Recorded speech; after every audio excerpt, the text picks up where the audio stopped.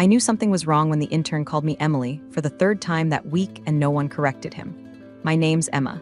6 years in that office, and I was still getting confused with the girl who stocks the fridge.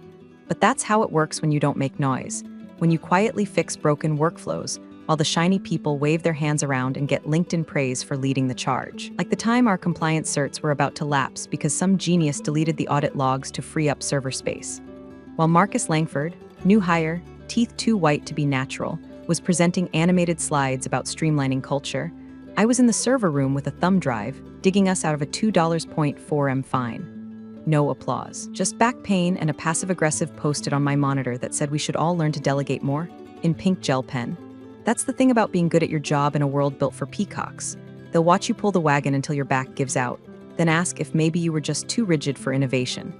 And look, if you're nodding along right now like, yup, been there, do me a solid, tap that subscribe button and toss a like.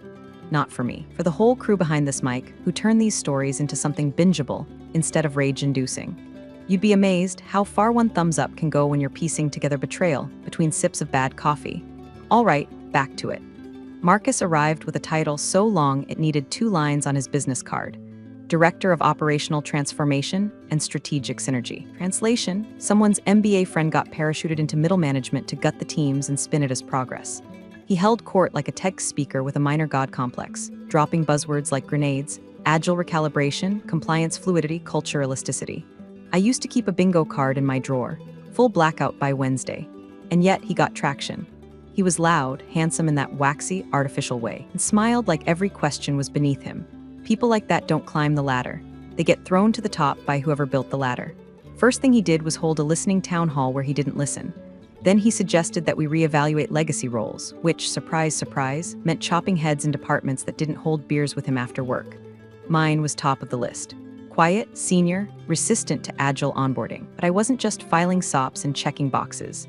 I built our compliance ecosystem from scratch, tied it into vendor contracts, configured automated audits, and tucked my name, deliberately and legally, into the footnotes of the very systems he was trying to bulldoze.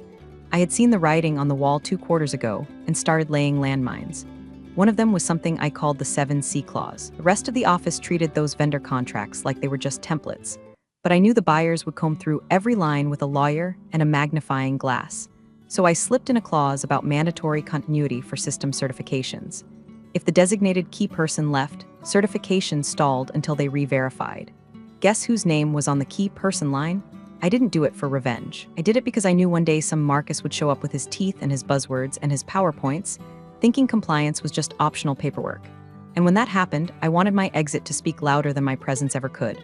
Of course, I didn't expect it to come so fast. Not yet, but Marcus moved quickly. Within 3 weeks, he'd reshuffled half our workflow to a tool we didn't even own licenses for yet. He sidelined me in meetings, claimed I struggled to adapt. He said I was institutional knowledge with no velocity. I'm not sure what that means either. I think he was trying to sound like Tony Robbins if Tony Robbins did cocaine in the parking lot. I still kept showing up, still fixing what broke, still pulling the wagon, but my gut knew.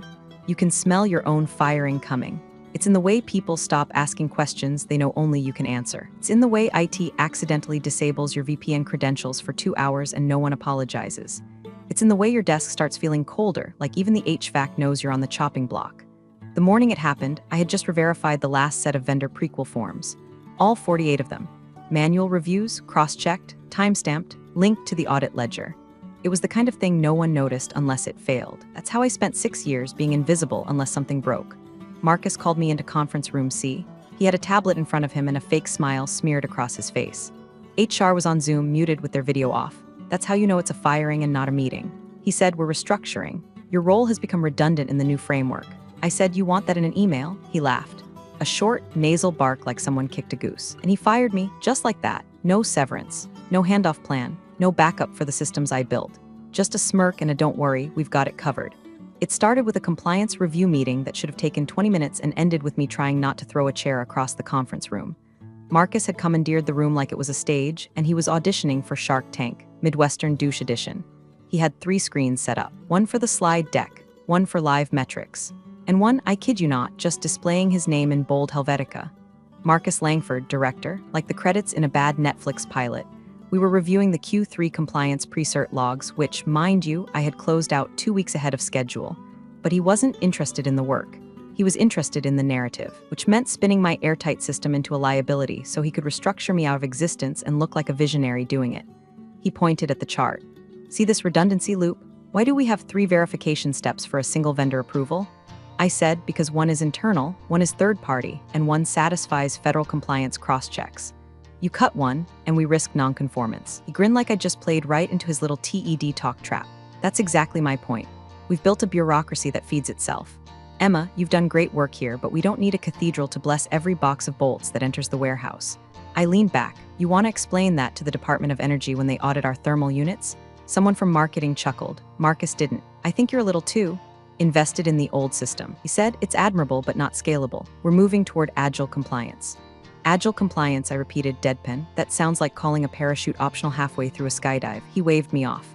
Look, this isn't personal, but your documentation style is dense, legacy. We need lean-forward operators. I stared at him. Do you want me to confirm you just said that? In writing? He scoffed. You want that in an email. And that's when I knew it was already done. My laptop was still warm in my backpack when he slid a thin folder across the table. Standard HR template. Termination effective immediately. The Zoom HR lady unmuted just long enough to say we'll be mailing your final check and disappeared like a magician's rabbit. I didn't speak, didn't argue, didn't point to the 7 vendor chains that required my login to validate orders, didn't mention the pre-cert flags I manually audited because our automated system was still held together with duct tape and blind hope. I just looked at the signature line on the document. His, not mine, that would matter later. Oh, it would matter a hell of a lot. He stood up and gave a short, rehearsed little nod like this was supposed to be a moment of mutual understanding. Thanks for everything, Emma. We'll take it from here. I looked around the room one last time. At the glass walls, the smudged whiteboard with my notes still half erased. The blinking server status light in the corner no one ever noticed but me, and I felt nothing. Not rage, not sadness, just a kind of vacuum. Like someone had opened an airlock inside my ribcage. Then I walked out. No dramatic speech. No tears. Just the sound of my boots on linoleum and the low, electric hum of the systems I'd built still running, silent, loyal, and waiting for someone to notice they no longer had a keeper.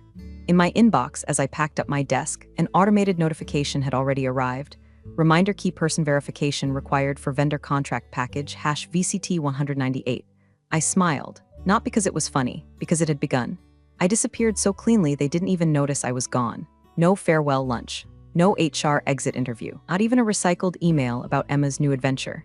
Just a half-packed banker box, one burned-out office plant, and a manager who thought deleting my Outlook account was the same thing as replacing me. Marcus strutted through the office like he'd slayed a dragon, told the team he was desiloing the compliance bottleneck, announced that all workflows would be self-sustaining now, like spreadsheets could suddenly become sentient and audit themselves. By day 3, it started. Quiet, subtle. The first vendor approval failed to clear. The prequel system hung during an automated dock sync. The warehouse flagged a delivery that shouldn't have been accepted but was because the vendor's expired ISO cert didn't trigger the rejection protocol I used to manage manually. But Marcus? He blamed admin sloppiness, said someone must have fat-fingered a drop-down menu, called it growing pains. Then 3 more approvals failed. Procurement head flagged it to him during the weekly sync. Marcus brushed it off. I'm aware. We're phasing out over-engineered protocols. Emma's stuff was too rigid. That was his refrain now, Emma's stuff, as if my work had been a quirky collection of decorative doilies he found in the attic and decided to toss. But here's the thing about invisible systems. They only stay invisible when they work. The moment they don't, people start noticing what they never appreciated. On my end, I was out, completely, phone off, Slack deleted. No more late-night patch jobs. No more babysitting audits like they were toddlers with scissors. I was drinking burnt diner coffee in a booth across town, watching the rain streak sideways across the window, and wondering if anyone back at Viron had even tried to log into the compliance dashboard. That's when it pinged. Not a message, not a call, an alert, encrypted, legal originated. From the document automation system I'd helped pilot 2 years ago.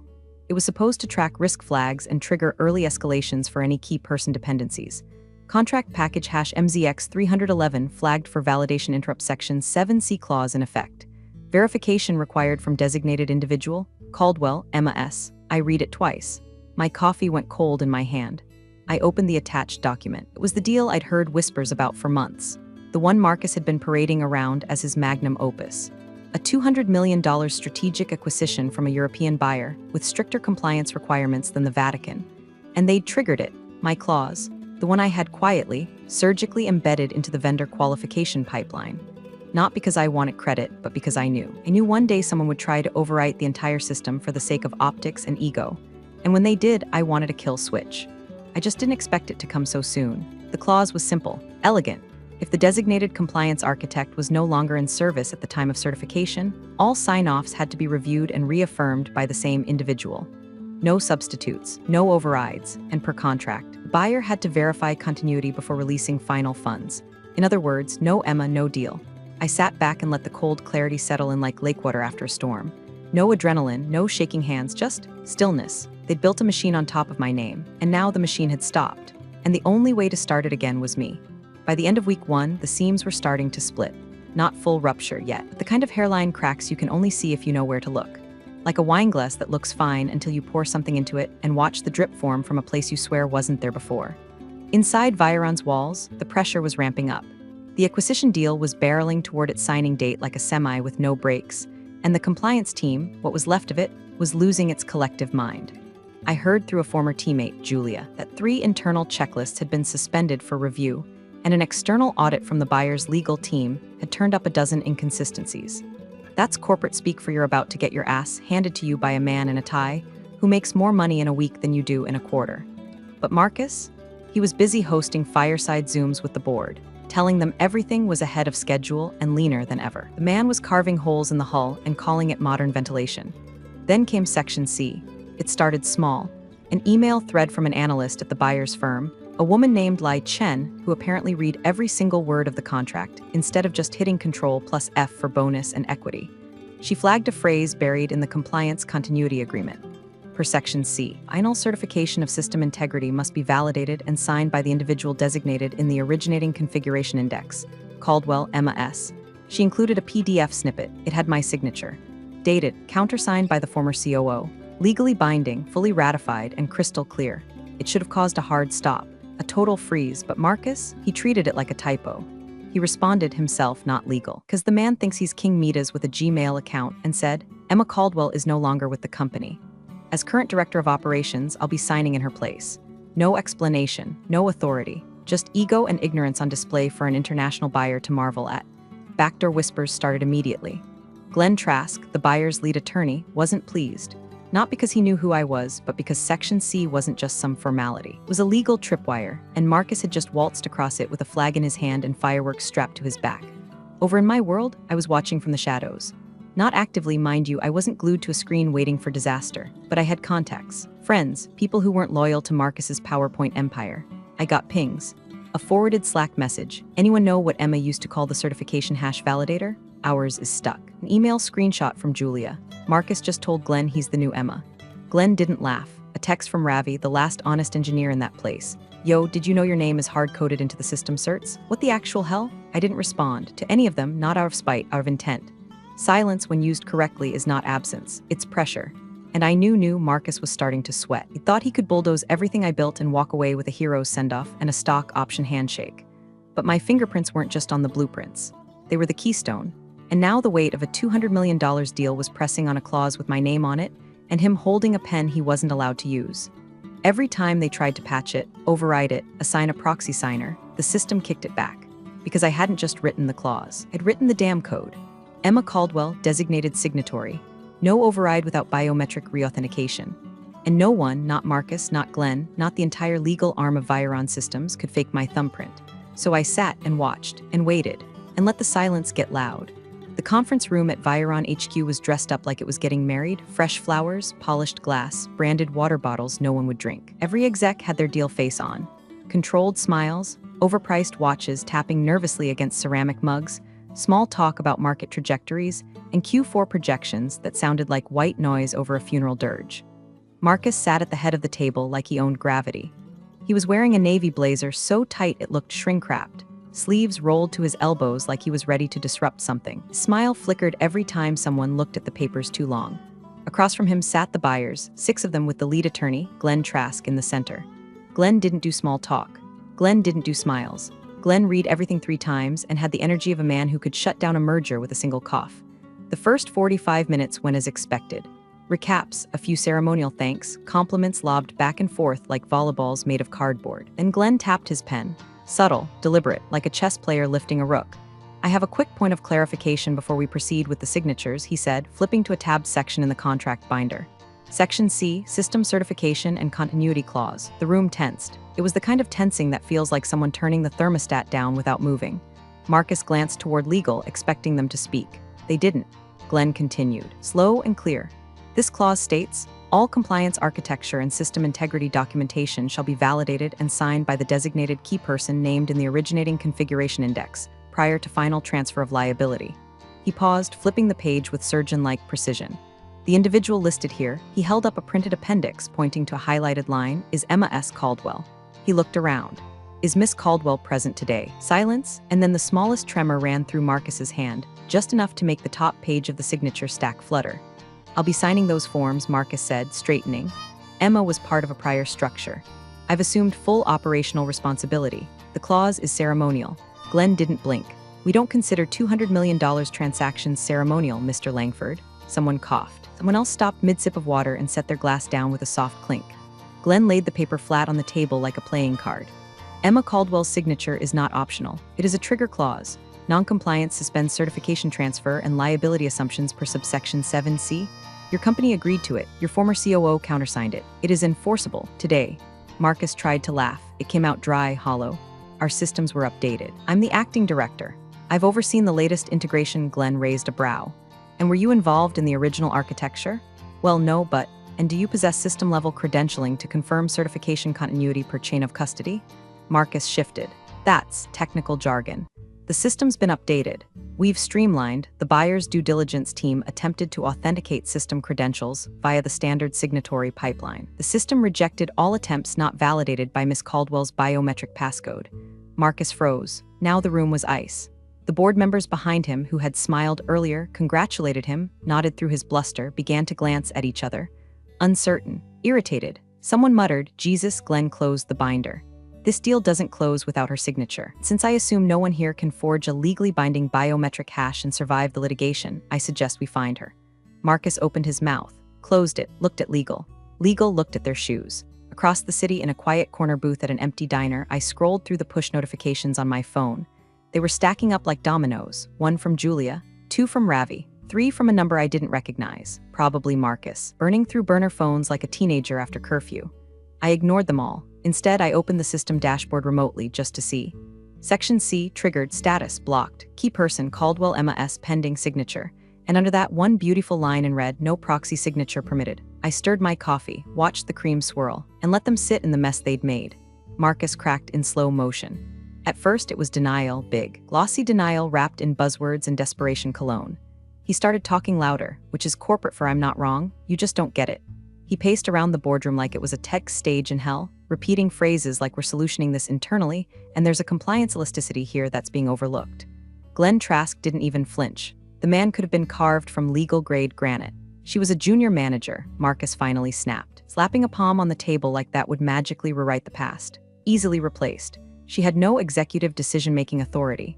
Glenn didn't look up from his binder. He just pulled out a document with the same calm you might use to unwrap a sandwich.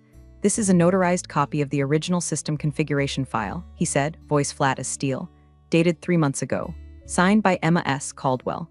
Designated as key person under Clause 7C. Countersigned by your former COO, Daniel R. Myers. He slid it across the table like a quiet grenade. Not a junior manager. Not optional. Legally embedded. You agreed to this. Marcus didn't touch the paper. He just sat there, blinking like the air had turned to soup. That was the moment the shift happened. Not in his eyes, those were still darting around like he was looking for an escape hatch, but in the room, the board, the VPs, even legal. They started to move their chairs ever so slightly away from him, like they didn't want the residue of his meltdown to stick to their suits. Someone cleared their throat and muttered, we need to pause and regroup. Someone else said, did we know about this clause? Another voice, why didn't he flag this before? The word pause became delay. The word regroup became emergency. And just like that, the $200 million dream deal stopped mid-sentence. Not because of market conditions or external politics or global unrest. Because of a woman no one bothered to remember until it was too late. I was at home when the news hit, bare feet on cold tile, still in an oversized hoodie with a stain from last week's curry. The press conference streamed through my laptop, tiny faces, packed into a podium frame too small for the egos behind it. A reporter asked about the delay. The spokesperson smiled too wide and said there were minor procedural clarifications pending with the buyer's legal team. But I could see the flush in his cheeks, the twitch in his left eyelid. The kind of tells you only catch when you've spent your life being ignored in the background while watching everyone else take credit for your work. Julia texted, "They're in full damage control. Marcus is blaming you for hiding clauses LOL. He literally signed the vendor renewal. You wrote that clause into. I didn't respond." Instead, I opened the system one more time. The dashboard still showed blocked in red. No overrides, no substitutions, no deal. And for the first time since I walked out of that glass-walled office, I let the corners of my mouth twitch upward. Not a grin, not a smirk, just the quiet kind of smile that lives somewhere deep in your ribs. The kind that says you thought I was invisible, but it turns out I was the ground beneath your feet the whole time. Then I closed the laptop. Let them scramble, let them panic. Let them tear through every line of code trying to find a loophole. They could shout, they could spin, they could rage into microphones and wave hands at whiteboards. But there was no storming the gate, because I was the gate, and I'd already locked it behind me. By Monday morning, the word pause had grown fangs. Investors wanted answers. The buyer's legal team went from stern to surgical. And internally, Viron's leadership team realized they weren't just facing a delay, they were staring down the barrel of a full-blown deal collapse. Because without certification, there was no liability transfer. Without liability transfer, there was no check. And without a check, Viron's whole post-deal expansion plan? Vapor. The first attempt to fix it came through the back door. Legal drafted a statement proposing equivalent authority reassignment. They tried to loop the clause into a broader chain of custody reinterpretation. Glenn Trask responded in under 6 words, "That dog won't hunt. Try again." Then they tried to use internal legal counsel to retroactively authorize a system certification. The system kicked it back. Twice. Because I designed the backend trigger to recognize signature lineage. If you didn't match the original biometric or role authorization lineage, the chain shattered. The irony? They couldn't even see the code that blocked them, because I'd partitioned that section under a legacy framework only accessible by accounts with my clearance level, which, of course, had been deleted by Marcus. So now the same man who fired me was stuck behind a digital drawbridge with a $200 million sword swinging over his head, and the key was in my hand. Julia, God bless her, tried first. She texted, "Hey, I know this is messy. I know he's a piece of but they need you to sign." The whole thing's frozen. Then came Ravi. "Can we talk? Not even about the certs. Just I think they're finally seeing it."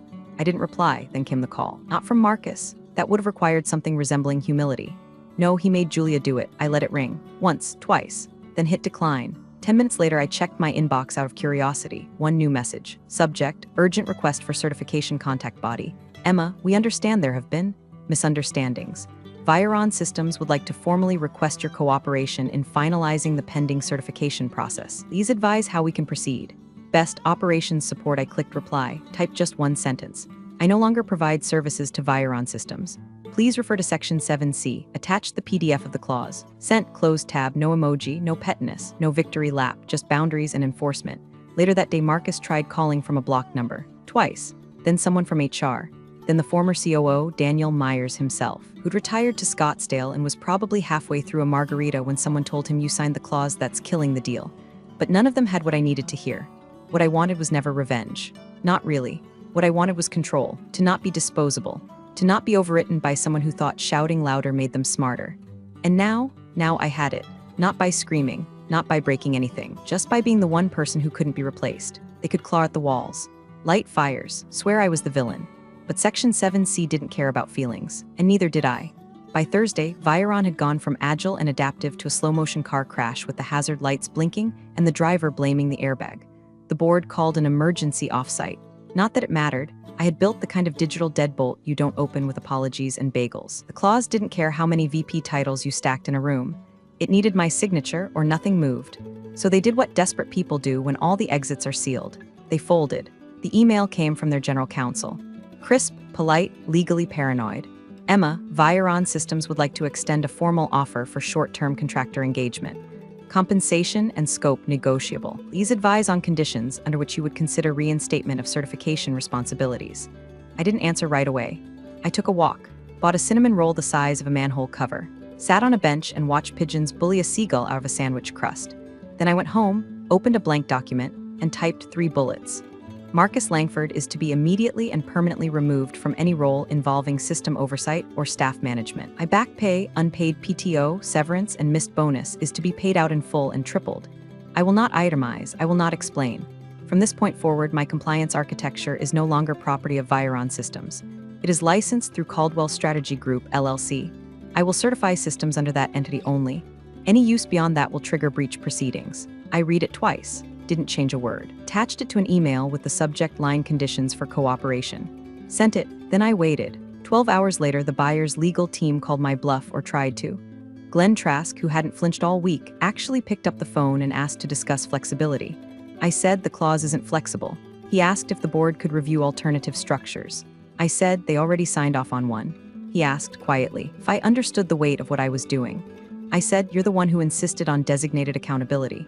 "Congratulations, you found it." He paused for a long moment, then said, "Understood." By the next day, the deal had been rewritten, not the terms of sale that stayed intact, but the certification pathway that was now a direct license agreement with my LLC, Caldwell Strategy Group. 5 days old, bank account still warm, trademark filed that morning. Now the only approved compliance gatekeeper for a $200 million merger. The founder of Viron was livid. He sent a reply with no greeting, no sign-off, just, "This is extortion." I replied with a screenshot of his own signature on Section 7C, and nothing else. When the board realized the buyer was fine with my terms, and only my terms, they broke like damp drywall. They didn't even push back. Just signed the new agreement and asked if I could please proceed expeditiously. But there was still the matter of Marcus. He showed up to the office that Friday wearing sunglasses indoors and the jittery swagger of a man hoping no one's seen the news. HR met him at the elevator. No warning, no goodbyes, just a badge deactivation and 2 plainclothes security staff walking him out through the side door. I got the photo from Julia later, snapped from her desk. Marcus carrying a half-zipped duffel bag, his mouth caught mid-protest, as if he was still trying to explain how Emma was just a formality. Funny how quiet it gets when the formality turns out to be the foundation. The next morning, I got the official contract packet via secure DocuSign, my terms, my entity, my system. And one last line, added at the very bottom by Glenn Trask himself. Clause 7C obligations fulfilled. They didn't expect me to walk in. Not really. Oh, they were prepared, badges cleared, security briefed. Someone had even dusted the seat at the end of the boardroom table like I was royalty returning from exile. But none of them truly believed I'd show. Not after everything, but I did. Black blazer jeans, no fanfare. Hair tied back, no makeup. Just me, carrying a single leather folder and the silence of someone who'd already won. The room was humming with artificial calm. Board members made small talk that died as soon as I stepped in. Glenn Trask was already seated, his legal pad open, fountain pen resting across a crisp single-page contract. His face didn't move, but he gave the faintest nod, respect, not relief. He knew I wasn't here to save them. I was here to sign a paper and be done. Marcus was there too, not at the head of the table anymore. He was tucked off to the side, coat folded over his lap like a child waiting to be called into the principal's office. His jaw clenched when he saw me, like he had 1,000 words building behind his teeth and no air left to say any of them. I didn't look at him, not yet. Glenn gestured to the page. One line, my signature, the final gate. The system had already validated my digital input through Caldwell Strategy Group, but the buyer wanted ink, something physical, irreversible, symbolic. The world had moved on from paper, but contracts still bled on it. I signed, full name, steady hand, slight curve on the D. Glenn took the page, slid it into the folder, and closed it. "Thank you, Miss Caldwell." He didn't smile, didn't need to. The job was done. I turned to leave. But then I stopped, turned just enough to face the broken man in the corner. Marcus sat like an unplugged robot, back too straight, eyes too wide, watching his career dissolve molecule by molecule. His hands were clenched around the handles of his bag, knuckles pale. He opened his mouth to say something. I beat him to it, leaned in slightly, just enough for him to hear, no one else. Next time I said soft and flat, "Yes, you put it in an email." He blinked, swallowed, but nothing came out. There was no round of applause, no dramatic standoff, no victory song, just the sound of my heels as I walked out the door. And I didn't look back. Not for Marcus, not for the board, not for the ghosts of 6 years spent cleaning up behind men who thought systems were optional and silence meant obedience. I didn't go back to Viron, never intended to. I didn't need a desk or a nameplate anymore. My LLC now licensed the very architecture they once claimed was too rigid, and every quarter, it paid through the nose to keep the engine running. At 6 times my old salary, with a non-compete clause that meant they couldn't touch a single line of code without my say-so. And when the press release went out, full of jargon and fake smiles and congratulatory nonsense, I only scanned it for one thing: a name. Most of them were crossed out, redacted, retracted, or labeled as transitioned. Except one: Emma S. Caldwell, Compliance Architect, Certified Partner, the last woman standing. The only name they couldn't erase. Appreciate you sticking around, you legends of the break room. Subscribe for more chaos. Let's make your old managers spill their coffee in fear.